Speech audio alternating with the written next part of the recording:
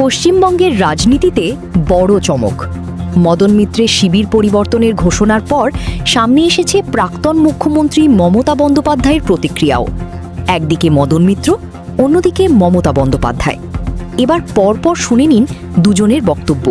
আজ এই মুহূর্ত থেকে মমতা বন্দ্যোপাধ্যায় তৃণমূল কংগ্রেসের national committee, chief whip, working committee, party general secretary থেকে শুরু করে সমস্ত রকম পদ থেকে আমি ইস্তফা দিলাম। যাদের যেতে হয় যান, যা পড়ে থাকবে সেটাই আমার সোনার খনি। যারা সেটিং করে ওয়াশিং পাউডার নির্মা হচ্ছেন বা বিজেপি ওয়াশিং মেশিন হচ্ছেন, আগে নাকি তারা ছিল চোর আর এখন হয়ে গেছে সাধু পুরুষ।